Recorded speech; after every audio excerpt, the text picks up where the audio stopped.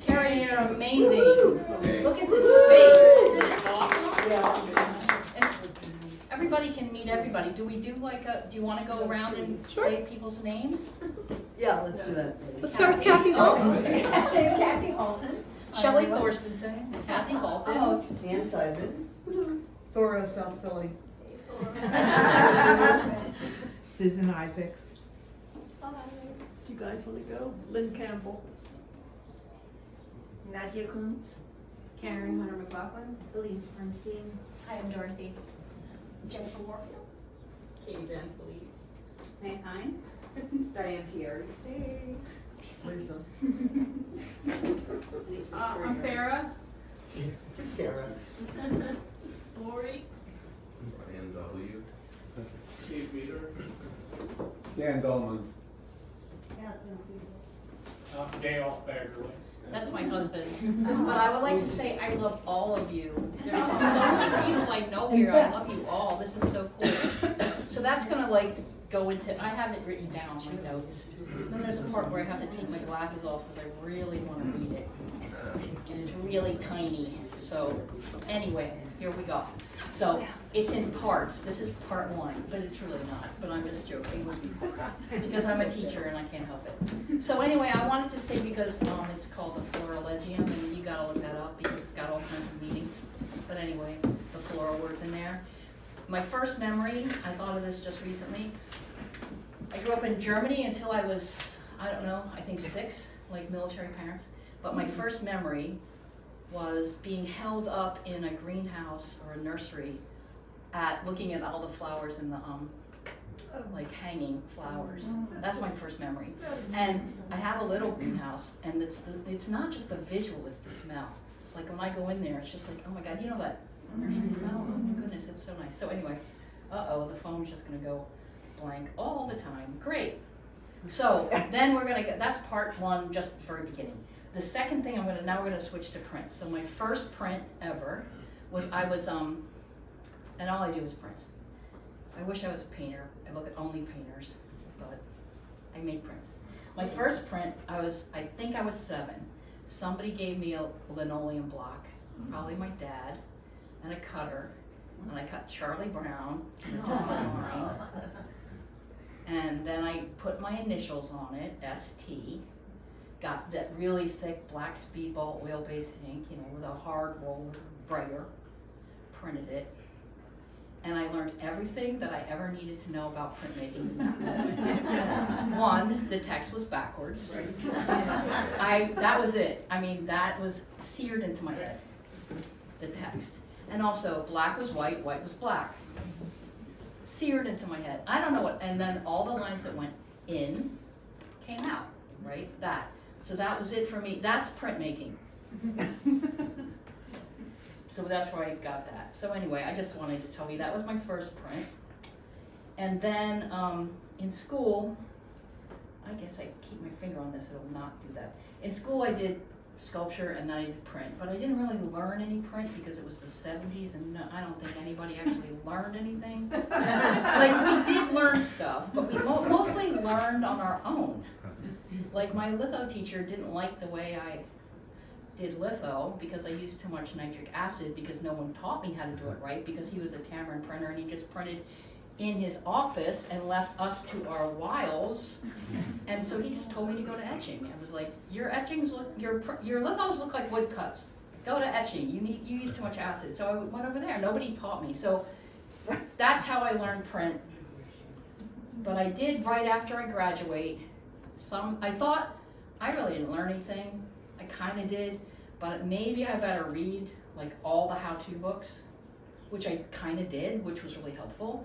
But one of the first ones I read was New Ways of Gravure by Stanley William Hayter.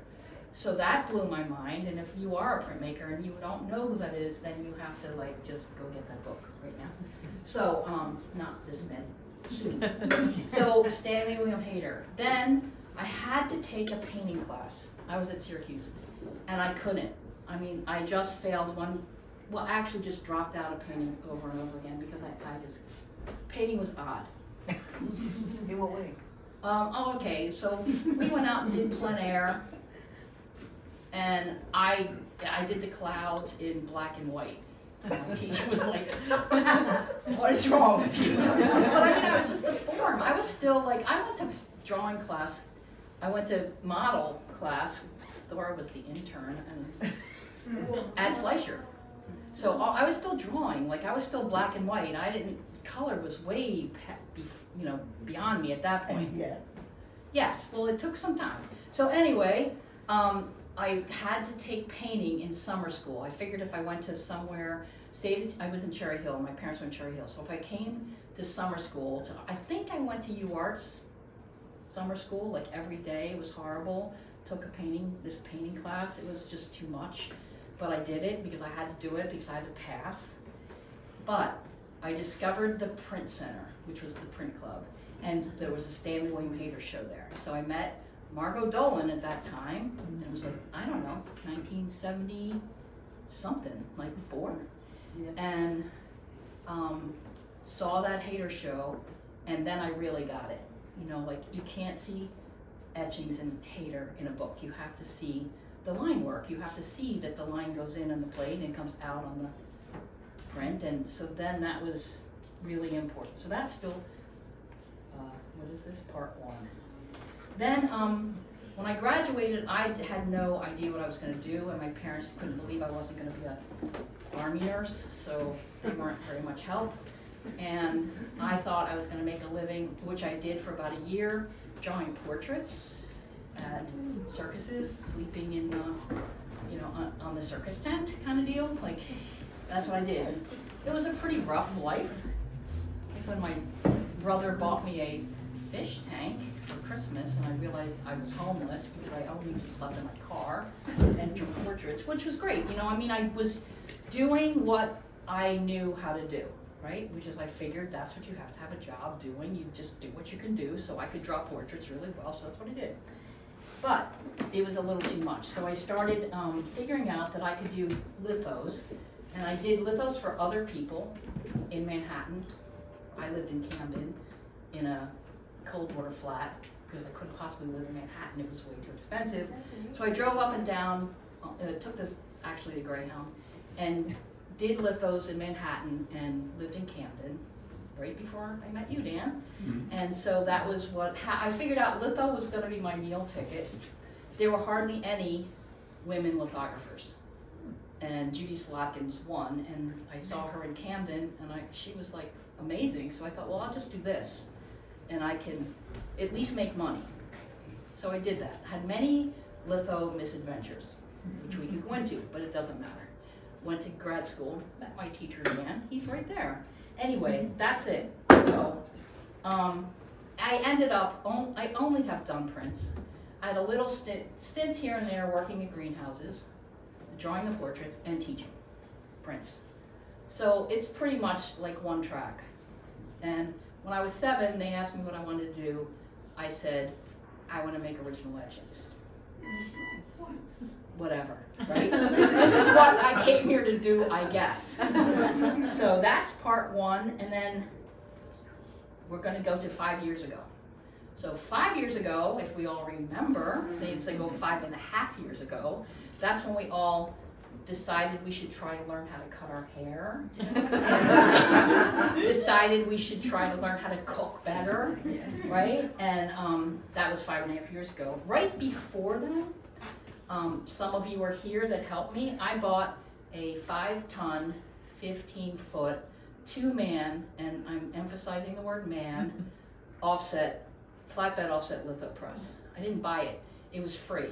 It was in Massachusetts or something. And many of you, or some of you, helped me get it through a Kickstarter to my shop, which is in Oxford, PA. So thank you. Your names are on the side of the press. So that happened, and then we had to all learn how to cut our own hair. And I had been all over the place, and I was super, super, super sick. And nobody knew why. And then we did know why. And then the doctor said, no, it's okay, because at least it's, it's not something that's going to spread. I still think he was on a cruise in India. He didn't know anything. Anyway, but this is like February. of 2020. Oh, wow. February. It was like absurd. I was so sick. I So then I was sick for a year and a half. This is where we met. Yep. We were sick. Yeah. We were online, me and you, figuring stuff out. COVID buddies. That was Oh my cool. God, it was awful. Yes, it was very bad COVID. And so I was in bed for a year and a half. You got better. You kept saying, I did. but what? And so anyway, I had a really rough time. Like it tried to kill me. That's what it tried to do. And one of the biggest things that was difficult was that I found a mentor, a science, medicine, a medical researcher who helped me with supplements mostly to get through that because there was nothing, right? We're like way before anything to help. There was no Paxlovid, there was like good luck. If you can breathe, stay home, that. And what happened was, it was in my, which, you know, if I had not taken all those supplements, I wouldn't have been able to breathe. All kinds of things happen, you don't need to know. But anyway, the point is, it was in my blood, my red blood cells were all like exploding because of CD147, blah, blah, blah, all kinds of stuff. I couldn't go outside in the sun for like a year, which sucked, unless I had on like the fishing gear that keeps the sun. And I couldn't walk, I couldn't, nothing.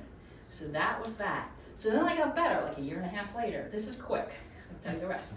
When I got better, I started tinkering around, and then for some reason, I got a bug up my you-know-what, and I decided that I hated, and you don't have to hate it, and I just had surgery, so I don't hate it completely, but Big Pharma was the end. Like to me, because when I was in my 30s, I had this massive trauma, don't need to know about it, it was from my childhood, big badness, and I had to unravel this whole big hideousness through my work and through therapy. And they put me on benzodiazepines. Yay! And so then I was on benzodiazepines for 35 years, 33 years. One a night, and nobody knew how to get me off because you can't get off. That's like kind of the thing. And I figured I was okay, and I thought I should get off, but nobody knew how. Here you are. So then I hated Big Pharma. So then I thought so I don't care if you hate Big Pharma or not, it was my impetus. Whenever I had a feeling that I couldn't taper off this, I just had to think about that. So for 2.5 years, I got off of them. Which is heroic. It's insane. It was insane. It was so horrible. I would like be fine, and all of a sudden I'd tell my husband, like, I don't think I'm gonna make it. Like out of nowhere, you know, and the pain. So cutting a tomato was beyond me. Like it was really terrible, cutting a tomato, no driving, no nothing. So, no printing, no even a brayer. Good luck getting to the shop. You know, it was bad. So now we're up to like, I don't know, a year and a half ago. I'm better. So, so I came back, right? And so when I got better enough, which is now, maybe it's 2 years ago, I don't know, I can't do the whatever. I got printer men that I was printing with in New York, you know, like a little older than me. They were helping me put the press together, helping me figure out, I mean, that press just sat there. You know, it's a 5-ton press in my shop, just sitting there. So my husband and I figured out how to use it. I'd only seen it run, I worked on it, but I wasn't allowed to run it because it was the 70s. I was a woman, and I would get chased down the street. As a matter of fact, I did get chased down the street once, so I couldn't do that. So we figured out how to run it, you know, lots of online conversations. If you're a printer, then I'll tell you, Perry Tymason was like a huge help, and we got it running.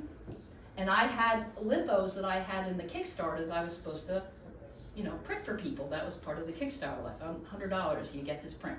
So I did that, and my husband Dale helped me.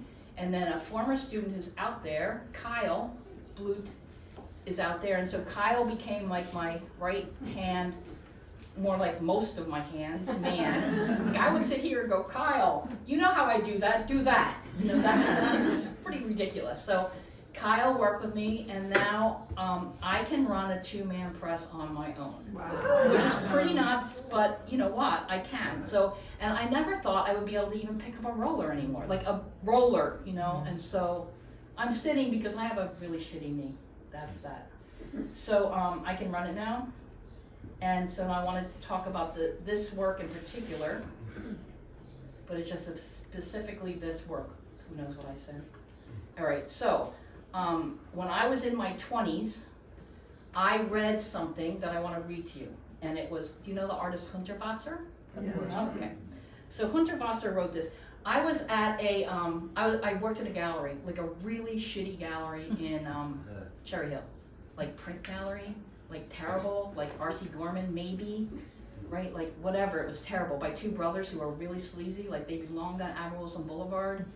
It was not, because that was like, it was just, they weren't good. I didn't stay. I went and tried to become a meditation teacher, that didn't work. I just kept putting little prints on things instead. So anyway, I'm gonna read this to you. This is Hundertwasser. It's a little bit long, but it's good. So I read this in that gallery when I was like, I don't know, one of my first little jobs that didn't work out. And it's about, it says Hundertwasser on graphic art. The thing is, I copied it by hand in my 20s. I have no idea. It was in a gallery catalog. I've never seen it since. So this is gold, guys. All right, it says, graphic art is not a direct art. This is him, I'm quoting him. Straightforward, like painting. When you paint a picture, you sit down in your room and you paint, and it's nobody's business when the painting will be finished. You can put the colors on the paper just as you imagine. There's the paint, there's the paper, as simple as all that. But everything concerning the printed work is much more complicated and somehow emotionally worrying. Because you are not all alone, now this is like, of course it's mostly print shops. I print by myself because this does bother me a lot. Because you are not all alone, sorry, I won't do that anymore. You have to work with a team, with many people, with machines and printers and other technicians. Even sales and distributing are more complicated than in the case of printing. It is great mental, in the case of paintings, it is a great mental and physical strain to produce printed art. Unfortunately, you cannot simply paint on paper on which your printed work finally appears. You have to draw, paint, incise, and cut on different materials, on a stone or on the zinc sheet from which the print is pulled, on a screen or mesh through which the print is pressed, on transparent foil from which the drawing is transferred. You have to use blue paper to copy outlines. You have to paint and draw and incise on copper and to cut into linoleum or wood. And the printed work is never quite what you imagine. It is a surprise. It is art around the corner. What can you expect around the corner? The great advantage of printed art, of course, is that it can be reproduced many times and can be available to many people. Obviously, it is important that art should reach many groups of the population, but I do not always receive thanks. People are against it or envious. So to say, to produce graphic art is an occupation which creates stomach ulcers. It is an unnatural activity. Imagine you have to throw a potato against a certain spot on a wall in front of you. You can see your goal in front of you. You can aim accordingly, and you can see clearly where the potato hits the wall. This is our world. But in the world of printed graphic, your potato will not mark the spot on the wall in front of you at which you have aimed, but will hit some totally unexpected place, for instance, the wall behind your back. But if you throw backwards, you will hit an unknown spot in front of you. If you have aimed not high enough on the wall in front of you, and if consequently you want to hit the spot a little lower behind you, you must aim upwards in front of you. Not only do you have to inverse your sides like mirror writing, you also have to imagine your picture upside down with lateral deflections and in the negative. If you want a result in red, you must paint in green. White must be done in black. If you want great many colors, one on top of the other, in a multicolor print, you must paint each layer in black and imagine the colors. This is why creations of printed art are so unnatural and frustrating. It is like playing simultaneous games with many unknown tricky partners who know the rules while you can only imagine them. So that's pretty good. And so that's been what I've thought about since I was 20. In that, hang on, in that what I've wanted to do, probably without reading Kunterwasser, but he certainly was like pretty clear about it, is I wanted to make the process invisible to myself. I don't know another word, and I know it's not the right word, but it's as good as I got. Like, I wanted the process to be like drawing. That's kind of invisible. Like, you pick up a pencil, you may pick up a different pencil, but pretty much it's just like, it's invisible. There's not a lot of process. I wanted the process of etching and litho and silkscreen and relief to be like that, like invisible to me. So that's what I've been working on for a long time. And until recently, okay, so I have a bunch of presses, and I call them, I just figured out that I needed to have names for my presses. So one's called the pencil, one's called the big pencil, and that big offset press is called the very big pencil. Like, so that reminds me, like, that's what they are to me, right? So they're just pencils, but to do that you need an awful lot of technical knowledge, right? So that's what I've been doing, is just gathering the technical knowledge. So when I started this work, which is now I'm back again, I can kind of use a roller and I can kind of be strong, and this is like the fall-ish. And then in maybe January, like more. What I realized is that I want the process to be invisible to you. Like like that took a while. Like I want it to look like drawing to you too. So I had to kind of take apart, I do really complicated etchings on top of lithos, on top of silkscreens, on top of etchings, like this whole thing, and then they look really cool, and that's fine. But I wanted to go back, and I do really look at a lot of painters. Like, you know, that's who I look at, and I wanted them to be like drawings or watercolors or something. I just wanted the process to be, I don't know a better word, invisible to you. Not important to you, but like that, okay? So I know that these etchings, so I've separated out the etchings and the lithos, which I never do, but I did. And I know that these lithos are not lithos that perhaps, you know, they're very light, some of them. But that's because it's gray ink. Like these, I'll stand by these lithos. These etchings are so not hater etchings, and I know that. Like, they're not dark, juicy etchings. But I want them to not be that. I want them to be something like, I want to make etching and litho flow back and forth. So the next thing I do, because you always got to look at the next thing, right? You can't just be like, oh, here's my show.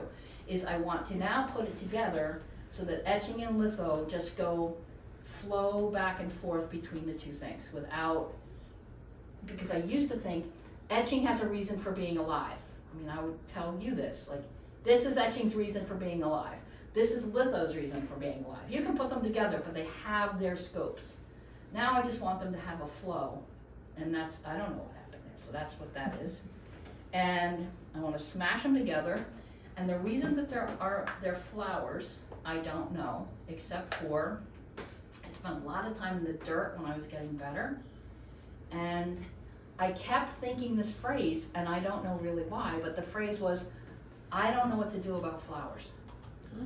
I don't know what to do about flowers. And I think what I've realized now is that I have a hard time looking, and we all do because we're artists, like we have a hard time looking out in the world.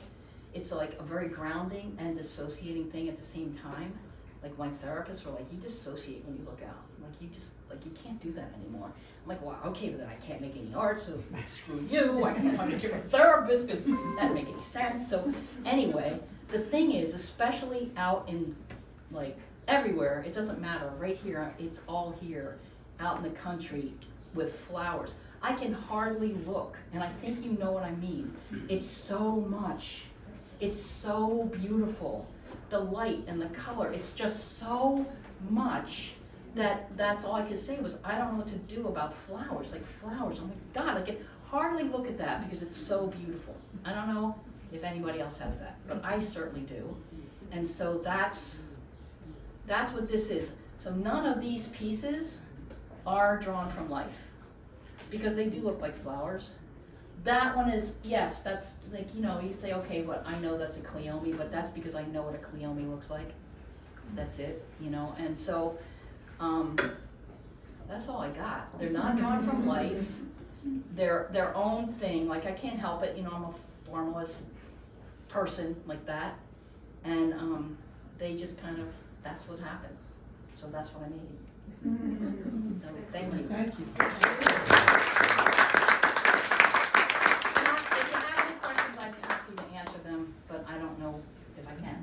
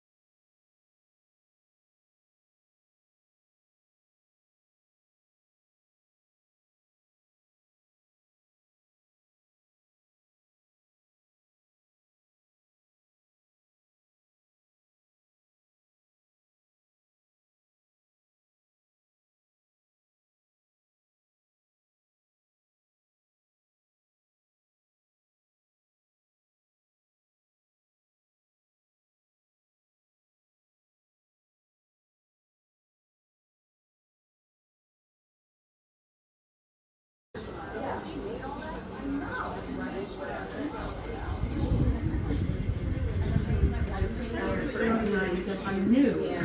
I'm like, I knew.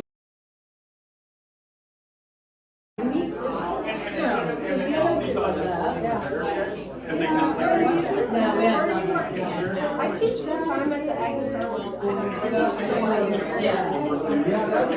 So, what do you got on your list?